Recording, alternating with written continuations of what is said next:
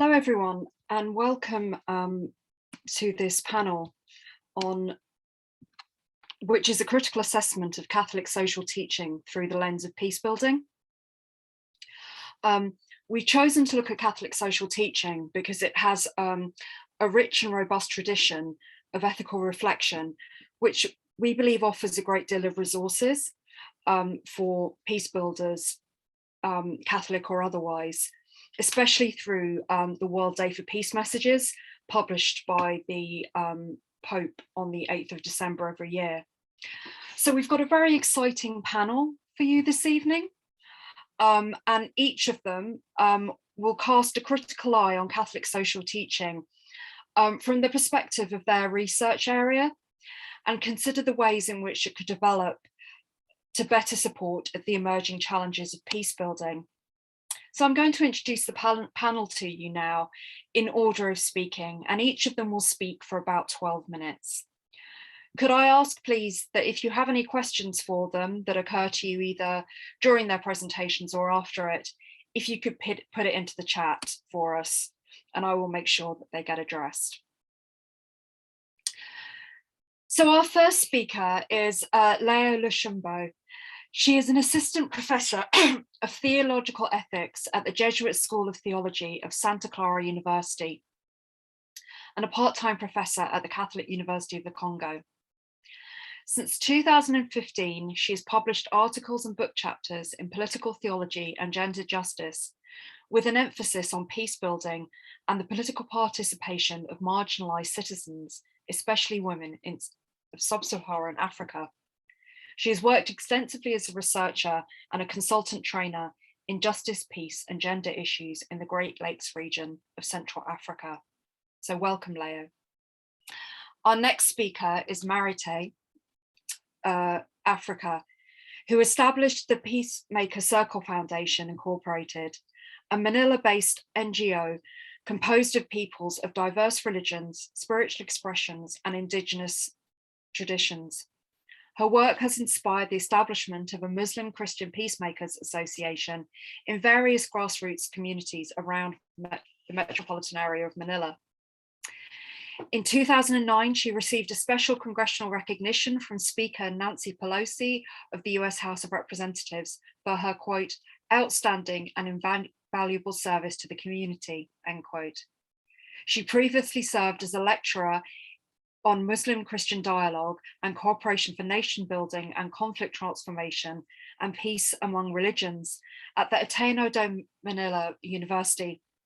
In 2017, she published Breath of a Stone God, A Journey of Awakening to Interfaith Dialogue. Welcome, Marites. And finally, I introduce you to Eduardo Gutierrez Gonzalez, who is a Colombian scholar completing a DPhil at Blackfriars Hall, University of Oxford. His research examines ways to bridge academic discussions and socio-political initiatives, including contributing to peace-building processes with theological reflection.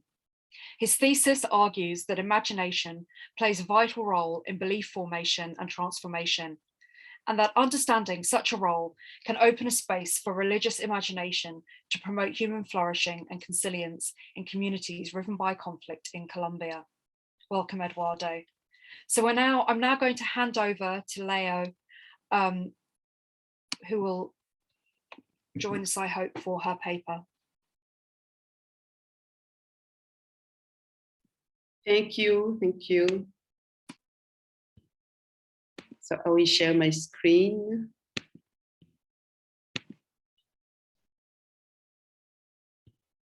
Okay, so I'm going to speak from a perspective of a person who has been working for so many years with vulnerable people and especially women, right? And a person who worked on, peace building and in a very, very difficult situation, especially the example of the Congo. I don't know if you go Congo. So we went into the road and we tried with the women. So really tried everything with the church, right? So, and it's with those eyes that I read Catholic social teaching, and especially looking at the women, right? Catholic social teaching peace building. And this is one aspect that I would like to start with. So this picture is from the article written by Dr. Denis Mukwege, who is one of the doctors who, a winner of the Nobel Prize.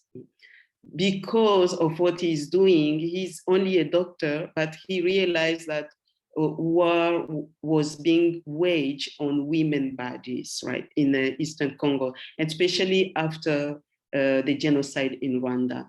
So this article of his is militarized sexual violence in South Kivu, Democratic Republic of Congo, gives a picture of one of the aspects that I'm going to talk about, and why I call on a more holistic approach to peace building in Catholic social teaching.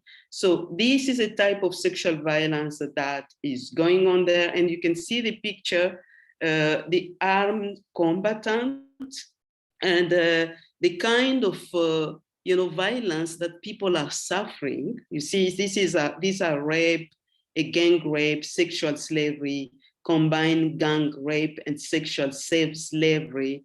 And you can see that the white is they are armed combatant, and most of the time the victims are the women.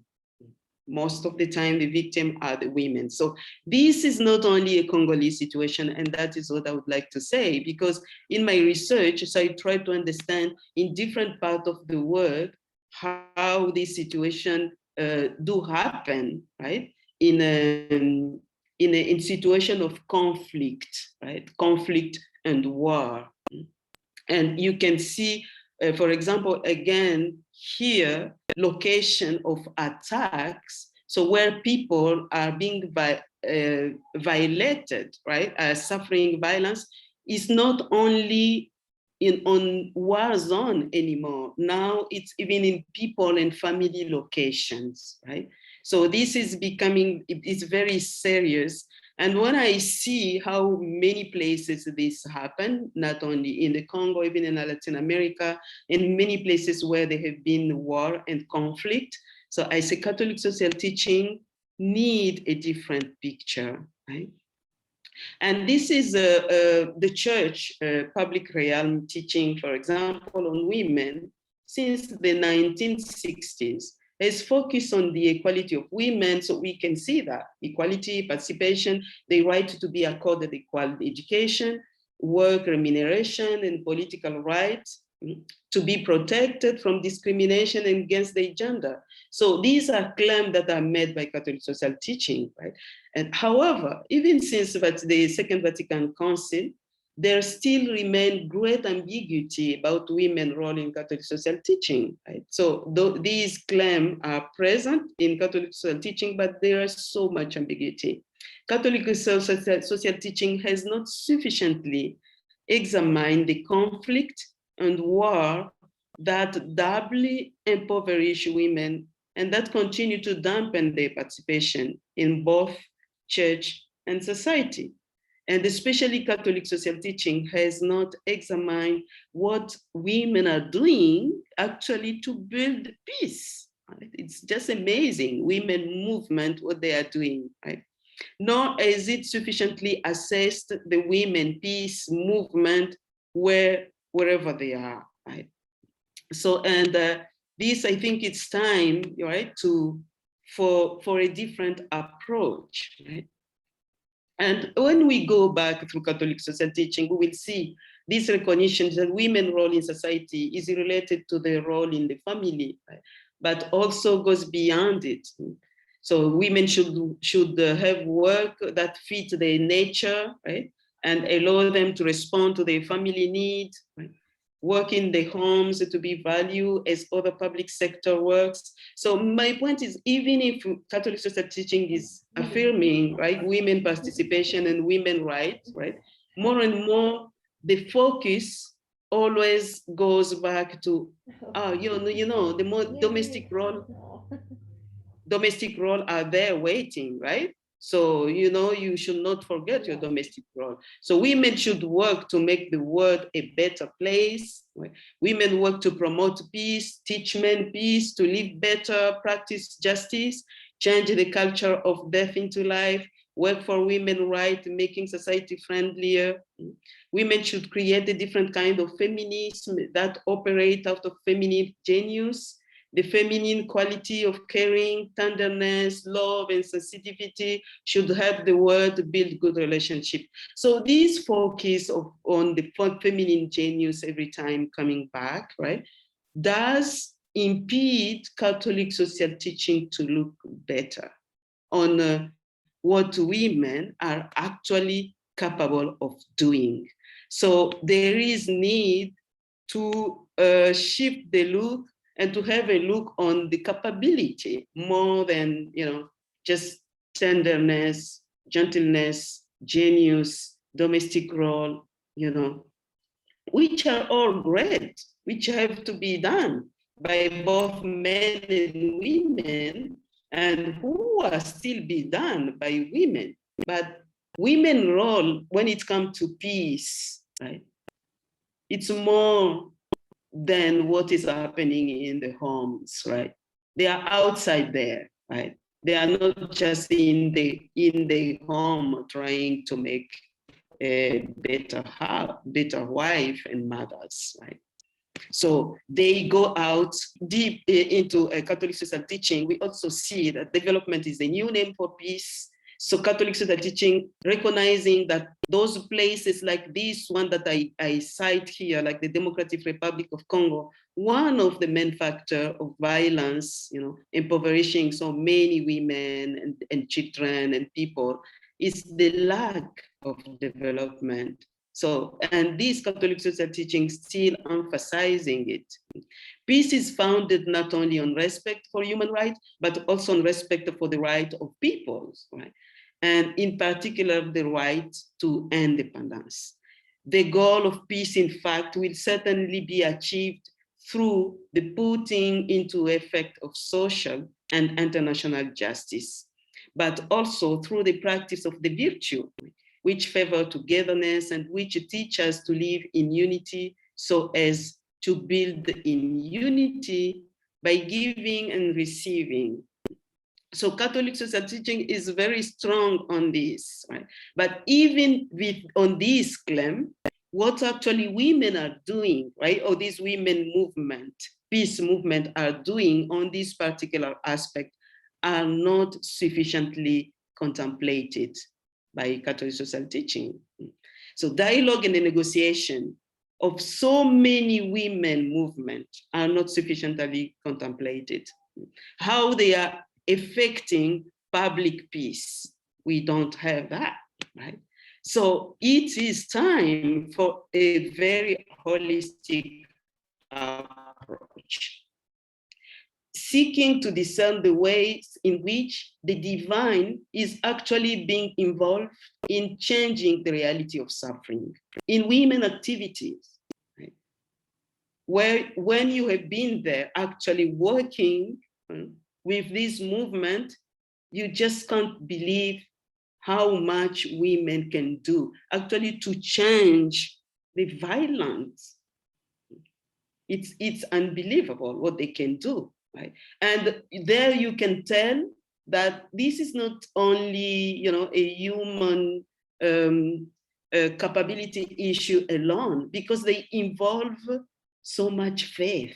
It's so embedded and grounded in God, right?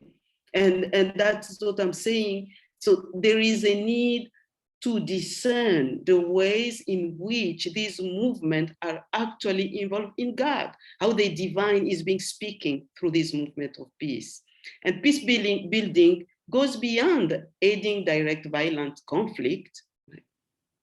Peace building overlap with development and good governance and refers to the broad, complex, and sustained process of creating, securing, protecting, and consolidating a peaceful order, as said Lisa Cahill, right? So this missing approach, right, which is the holistic approach, the seeking to discern the way women movement for peace are bringing peace into the world, right?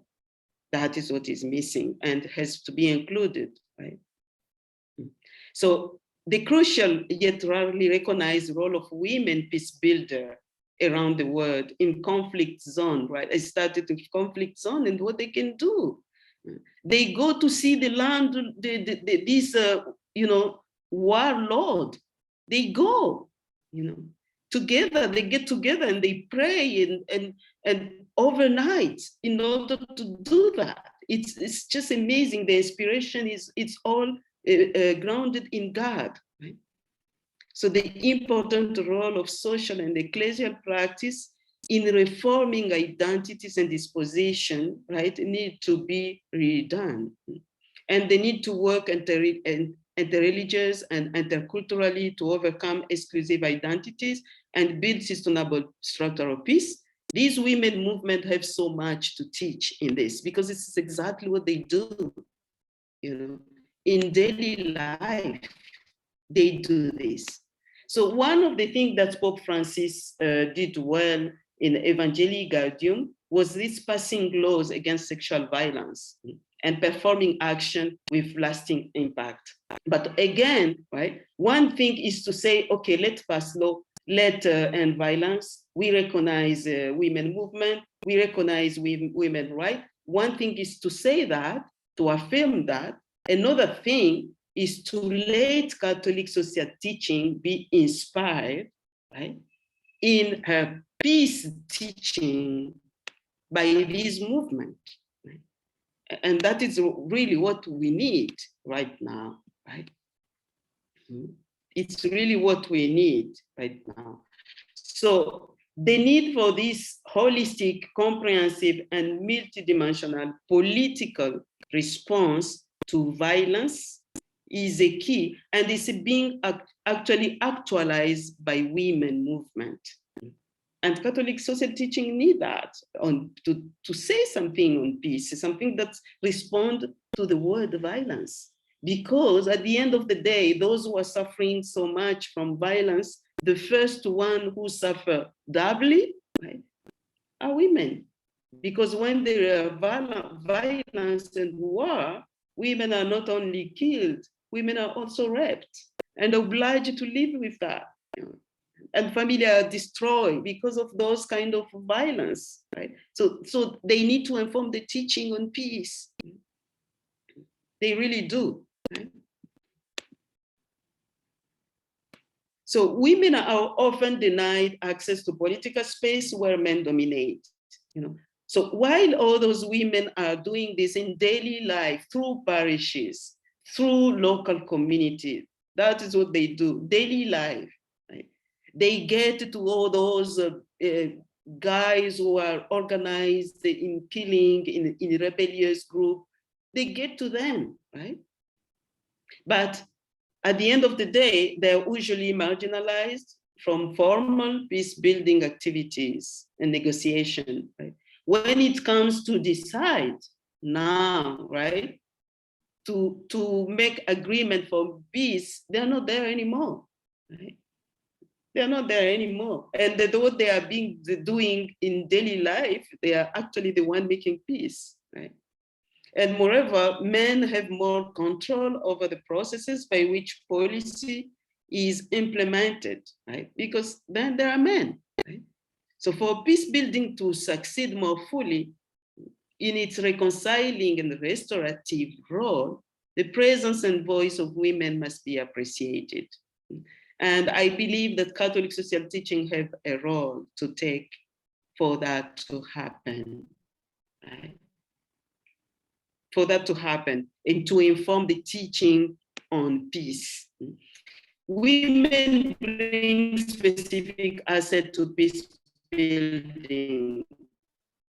They use many possibility and ways and means to get there. Right? So Catholic social teaching need that, yet it's overlooked in the work. Once it's done, right? And when visible gesture has to be done and recognized for a group most of the time. Now there are those leaders who are especially men, right? So, and then women work, do not go far. And you have plenty of example, women in peace building program in Liberia, in South Sudan, in the Congo, in Rwanda. So you have that. You have women, many women, more women in Black Lives Movement, even in the US. So Catholic social teaching recognize the barrier of structural sin. You know, this is another thing, for example, that need to be shifted, but not always how interdependent it is with individual and group identities. And John Paul II sees that sinful structures are difficult to remove, right? But he picked them as rooted in personal sin. Most of the time it's more personal sin, even if a structural sin is also recognized, and the concrete act of an individual. So these personal sin, as they lead to the structural sin, are still affirmed by Catholic social teaching, but the way they affect both structural sin and the personal sin of those warriors, right, who wage war on women's body, are not sufficiently taken into consideration in the teaching, right? So, and this is what I wanted to suggest, and the need for a more holistic perspective in Catholic social teaching. So thank you very much. Thank you, Leo. We now move on to Marite, who is going to speak about her experience of interreligious dialogue in the Philippines. Thank you, Marite. Thanks, Maria. Greetings of peace from Manila. It is an honor and a privilege to be invited to speak about my experience in the field of interfaith dialogue and how this contributes to my understanding and practice of the Catholic teachings, social teachings. Thank you, Maria, for inviting me to this panel. Let me just share my screen.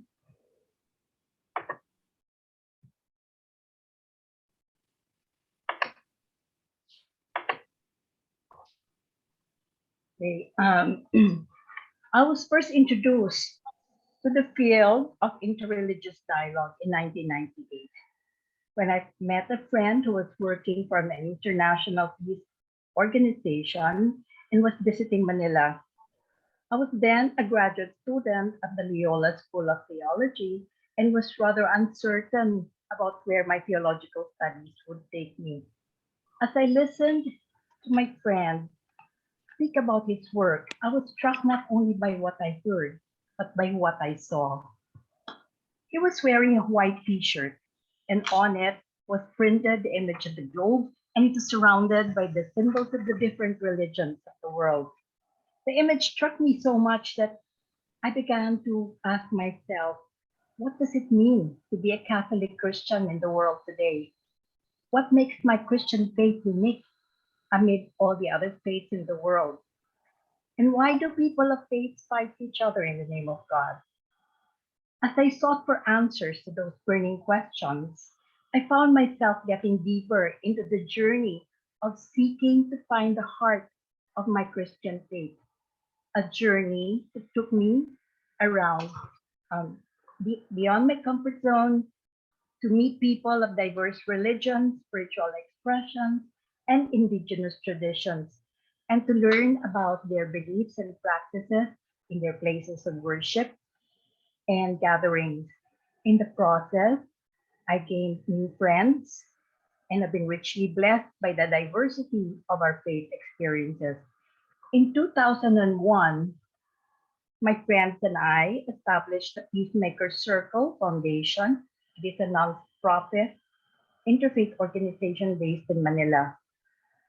Since then, we have been promoting and organizing different forms of dialogue.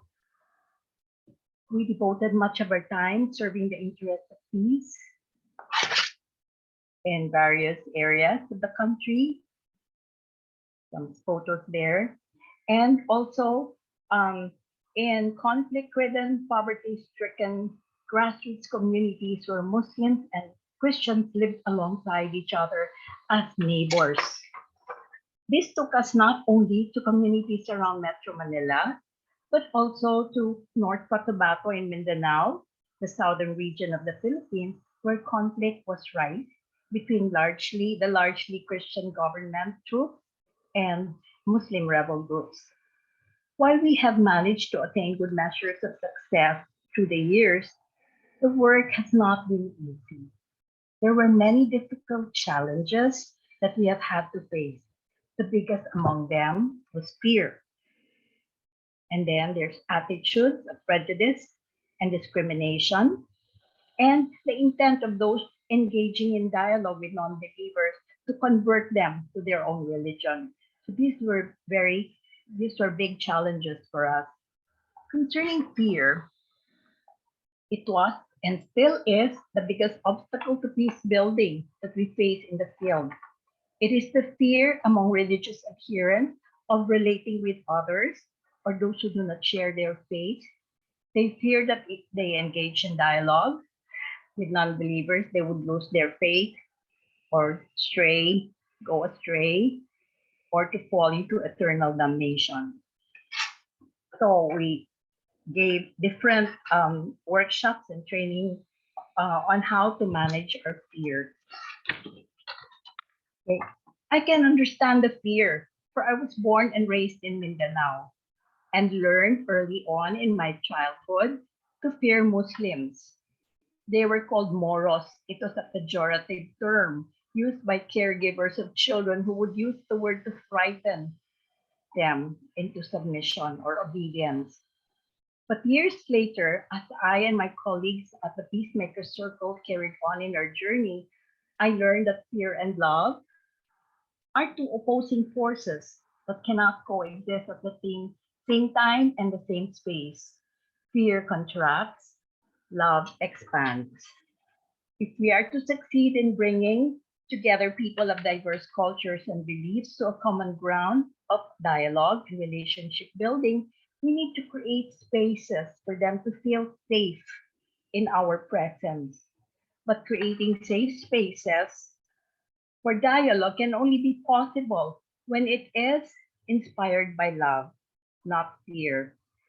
As it is said in 1 John chapter 4 verse 18, perfect love casts out fear.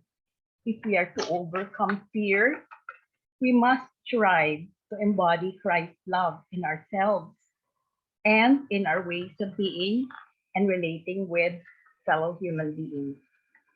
I learned soon enough that embodying Christ's love in myself or others was made easier when I began to see and understand the message of the Gospel of John 14 in a new way, a way that I felt was consistent with Christ's message of love to us. It quotes Jesus as saying, I am the way, the truth, and the life. While most Christians would take this to mean that the path to salvation is only through Christianity or those who follow Christ, I have come to understand this in a more universal and all-embracing light. It is saying to me that Christ Jesus, the Son of God, became fully human, like us, to tell us that being fully human is, and with all our frailties and imperfections, is okay, and that it is the way to the truth about who we are. The truth being that we are in this world, but we are not of the world. For there is life eternal in God that awaits us in the hereafter. That message to me is universal. It goes beyond the boundaries of religion, and it's for all human beings. This personal understanding of my Christian faith embraces all humankind, regardless of religion or faith tradition, and puts Christ's message of love at the center of my interfaith peace building work. It moved me to reach out beyond my comfort zone and transcend my fears so that I was able to open myself to those who did not share my faith and listen to them with the heart rightly. I learned to go beyond mere tolerance in nurturing and deepening our friendship, and to see and appreciate the goodness of God that is likewise in them and have been enriched by the experience. I also learned that when love prevails over our fears, we can see others with clarity of mind and compassion and a compassionate heart, and appreciate that we are all fellow human beings created in God's image and likeness. No matter our differences in race, culture, gender, creed, or in any way we human beings can possibly differ from one another. Our Catholic social teachings are rooted in love and in loving others as Christ loves. This love is self-sacrificing and self-giving in ways that honor the dignity of the human person. So honoring the dignity of the human person is the foundation of all Catholic social teachings that has found expression in my interfaith dialogue and peace building work for over 2 decades. So you see here Muslims and Christians shaking hands. It has moved me and my colleagues at the Peacemaker Circle to humanize, not demonize, those who are different from ourselves or those who do not share our practices and beliefs. It is one that continues to inspire us to work for the common good, for upholding human rights, for peace, justice, and integrity of creation together, and enrich each other with the gifts that our diversity brings to our common ground of understanding and respect. Another obstacle is prejudice and discrimination. These attitudes against non-believers that prevail even among fellow Catholics, especially among fellow Catholics today. It is rooted, I guess, I believe, in the doctrine, an old doctrine, early doctrine of the Christian church that said outside the church there is no salvation. Although our church has come a long way and now regards non-believers in a more positive light. In 1965, during the Second Vatican Council, the radical document Nostra Aetate, in our times, was promulgated. In referring to non-Christian religions, it stated that the Catholic Church rejects nothing that is true and holy in them, but regards them with sincere reverence. However,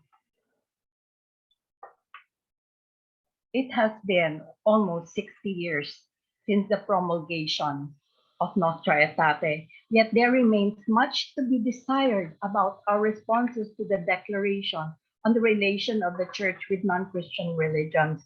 Today, amid the advances in science and communication technology that enable us to connect with people from the ends of the earth in matters of seconds, there's an urgent need for the Church to become truly universal or Catholic in the true sense of the word Catholicos. And there is also a need to help us Catholics, all of us, see God as big enough to embrace the different manifestations of God's image and likeness in the world, if it is to promote peace and unity in diversity among us.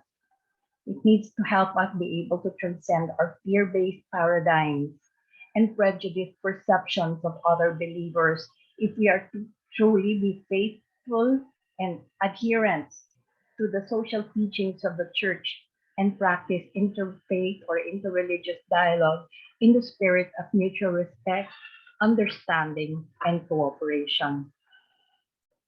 Pope Francis, in Fratelli Tutti, his recent encyclical on human fraternity and social friendship, challenges us to reach out beyond our comfort zones and embrace diversity in our midst.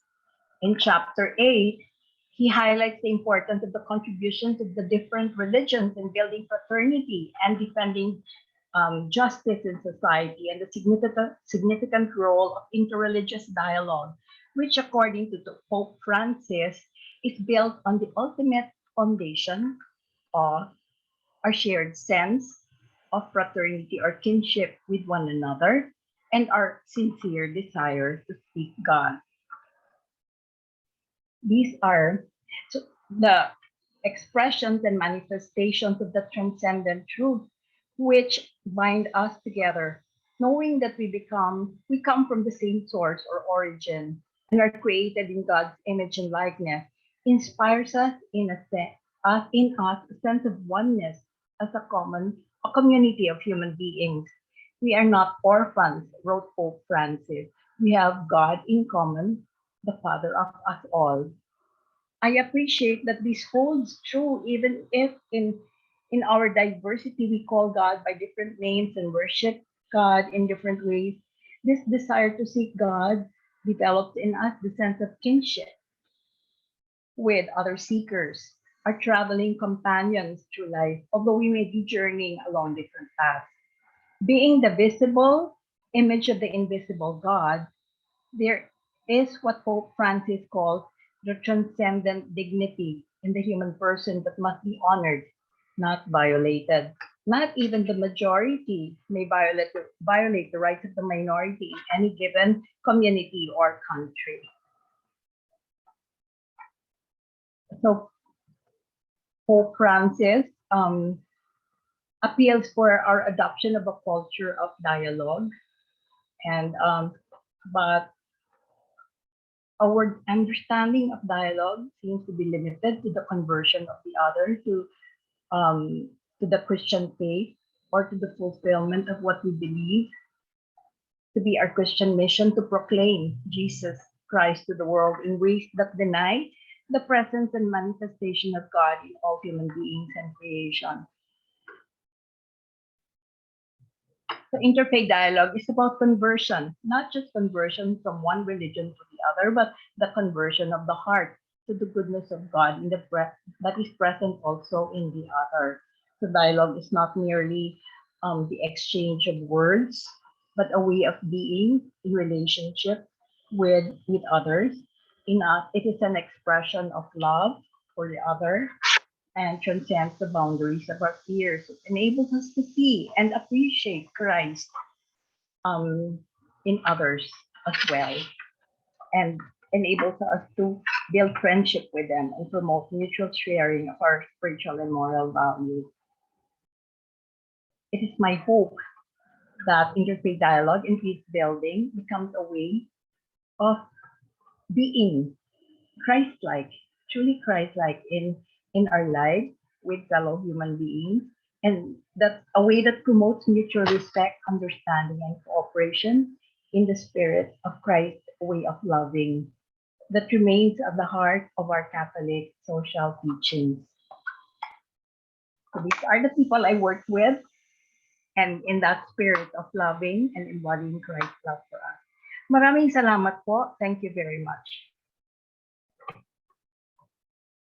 And thank you, Marites. We'll now move on to Eduardo, who is going to talk about the role of imagination in peacebuilding. Hello, everyone. Can you hear me and see me well? Yep. Okay, so hold on. I'm just gonna share my presentation. Share screen. Here it is.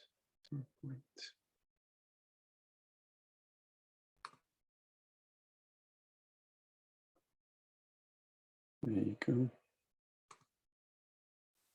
Is everybody seeing the first slide then? Right, I'm going to start. So, hello everyone, thank you for being here. This is just a brief introduction. So I'm Colombian, my name is Eduardo. I'm a second-year doctoral candidate in science and religion at Blackfriars Hall, that's in Oxford University in the United Kingdom. I just wanted to say that I arrived to the World Peacebuilding through Pontificia Universidad Javeriana, that's a Jesuit university in Bogota. It has a long-standing peacebuilding tradition, so I'd like to thank Maria Power, who's here chairing this session. She's one of my supervisors here, but also Maria Lucia Zapata, who must be connected somewhere. Peacebuilding started with me in work with her, so I'd really like to thank the role she's played in my life. And I'd just like to start saying that I want to contribute from an academic interdisciplinary approach. I don't have 10 minutes worth of experience out there in the field if I compare myself with Leo or Marite, but what I am trying to do is reflect intellectually from the academy and try to contribute from there. In Javeriana, I learned that peace building requires all hands on deck. And so I'm trying to contribute from that stance. It'll be a strongly philosophical reflection by nature, but it's also politically and socially driven because it is all about my own contribution to peace building in Colombia, where I'm from. And I hope that whatever I do will help my country, but also help others. Right. This is the structure of what I'm going to be sharing with you today. Just a few very brief highlights on peace building and Catholic social teaching. This is not about explaining what these are, but looking at specific elements that I'm interested in. Then in the light of such elements, I'm going to ask, well, what's the role of imagination here? How does imagination help us, or how can it help us? Then developing that a bit further, how imagination and the imaginaries, that's the focus of my research right now, can help. And then finally, some contributions of what I would call an imaginary approach to Catholic peace building. Right, so I'll start with a few highlights on peace building. If we think of what peace building is, I think we're very much aware, but a very simple, brief definition is the one that you're seeing on screen right now: the project of overcoming structural and cultural violence in conjunction with peacemaking between conflict parties and peacekeeping. That's from Transport de Meta, the Contemporary Conflict Resolution Manual. I'm bringing this up very simply because I'd like to highlight the fact that we're trying to reach a transformative effort, changing things from social violence into harmony.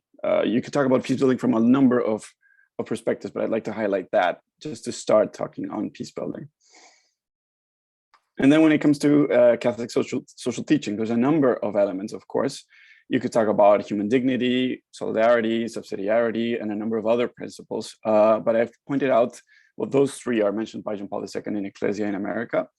But I've written Reawakening the Spiritual Energy Without Which Justice Cannot Prevail. That's a quote from Benedict XVI in Deus Caritas Est. He's talking about social justice, and he's saying that its purpose, the purpose of social justice, is, among other things, to purify reason and to contribute to acknowledge and the attainment of what is just, and then says that the church has to play her part through rational argument, and she needs to, quote, reawaken the spiritual energy without which justice cannot prevail or prosper. I'm bringing that up because just as I highlighted the fact that there's a transformative process when you talk about peace building, Catholic social teaching also looks at a transformative process, but it's slightly different.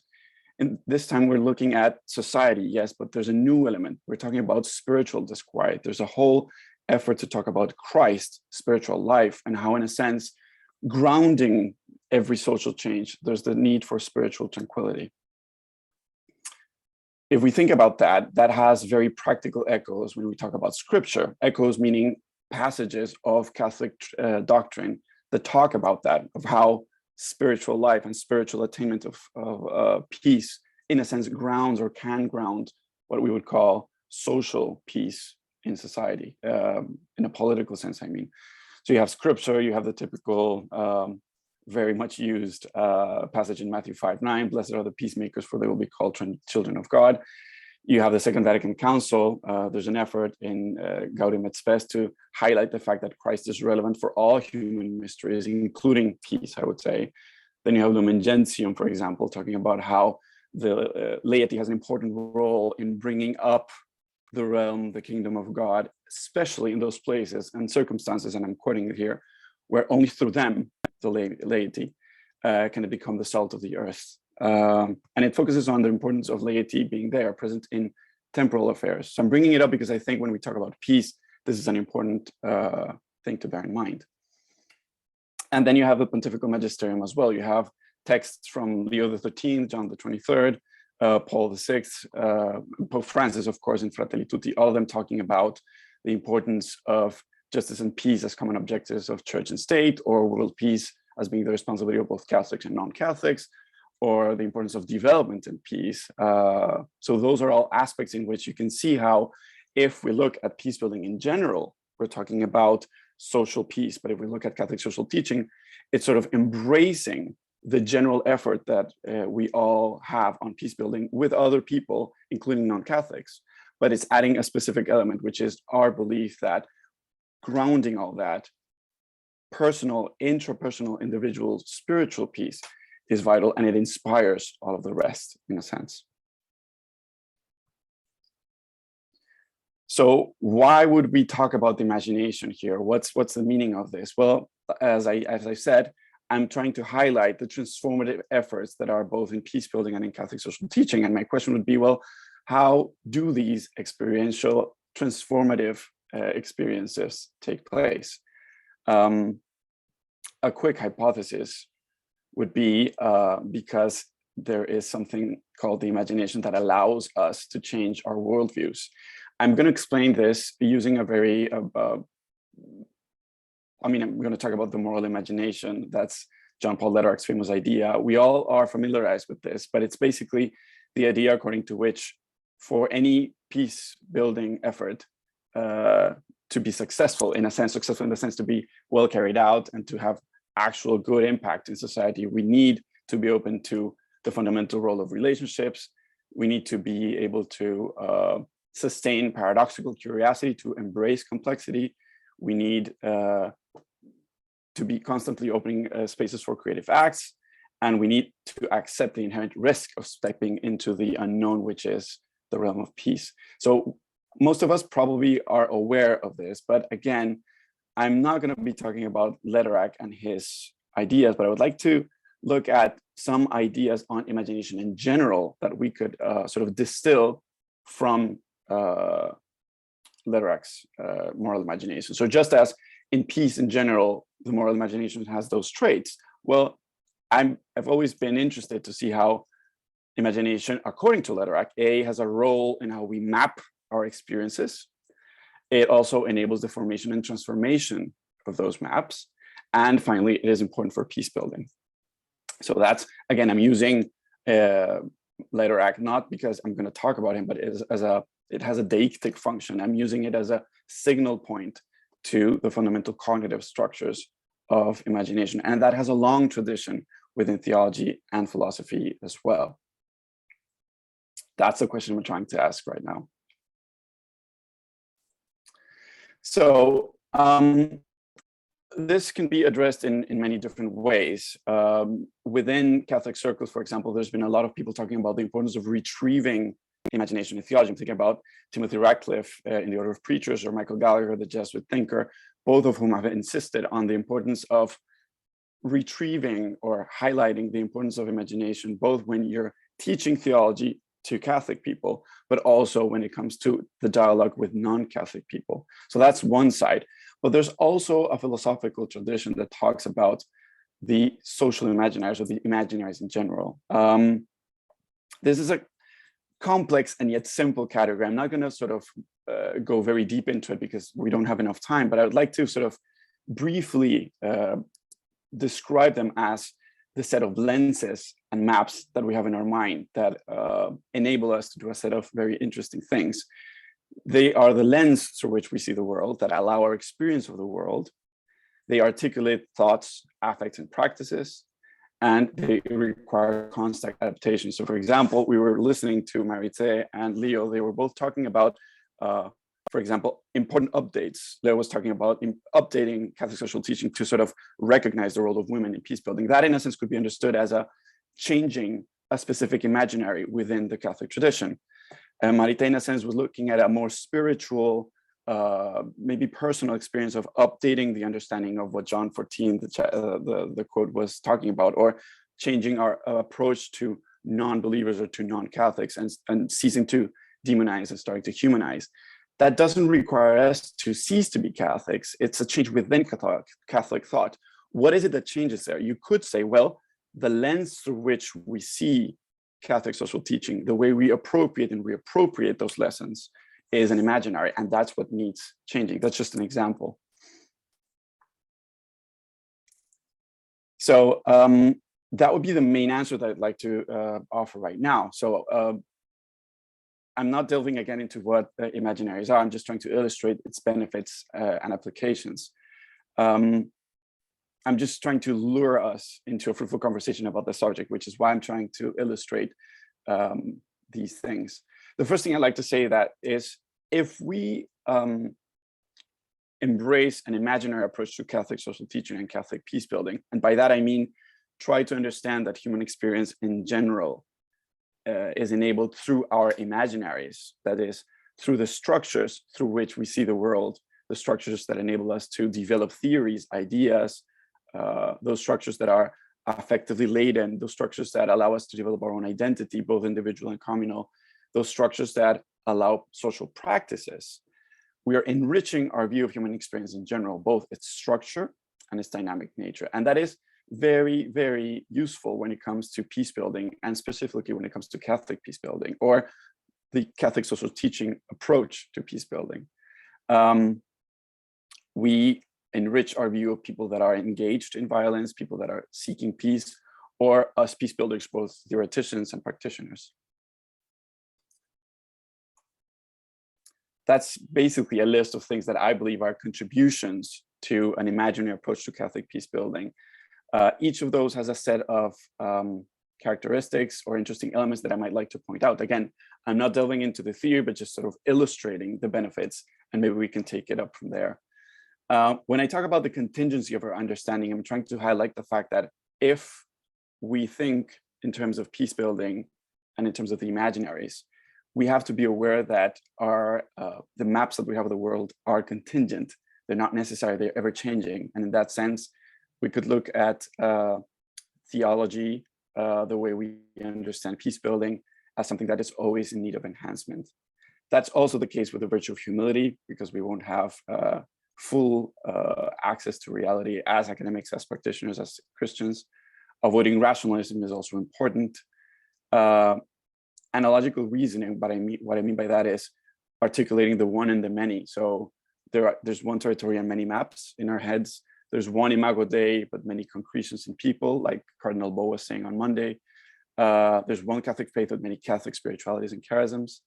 And finally, because I know that my time is up, is it also reminds us that theology is a human endeavor. And so it's experiential by nature. We're always biologically embedded, culturally embodied, and that opens up very, very interesting bridges to other disciplines as well. I'll leave it there. Thank you very much. Thank you so much for 3 very diverse but energizing papers. We've got some questions coming through on the chat, so please put them on the chat. So this is one for all 3 of our speakers. What is the role, this is from David, what is the role of social structures in promoting peace and social cohesiveness in any given community? Could you repeat it, Maria? Sorry. Yeah. What is the role of social structures in promoting peace and social cohesiveness in a given community?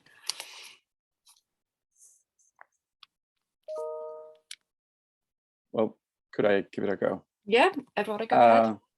Well, again, if I'm looking at the structure of social imaginaries, one aspect of it is there's a constant tension, a dialogue between individual and communal identity, for example. So I think that if we're looking at social structures, I think it's important to understand that they are, in a sense, imaginaries that are both instituting and instituted, as in they're both the work and the consequence of human experience, but they're also the cause.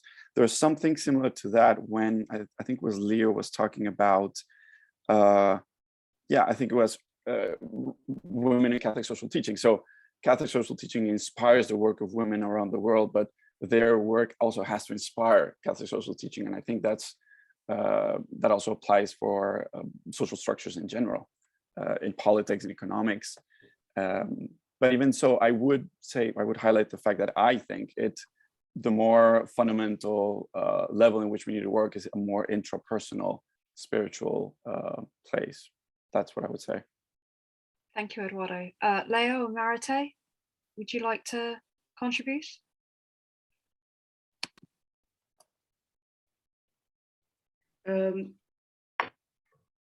I think the social structure are really crucial. I just don't know how, so that way I just keep saying, so how it's possible that so many groups, right? Not only group of women, but so many groups that are working, right, on the ground, group all the changes that we know in the world, the changes in politics, in movement, in ideologies, they really came from group and the social structure, people who believe in something beautiful and they go for it and they get together, and it created some structure. You know, that is the way things happen. That's the way social structure happen.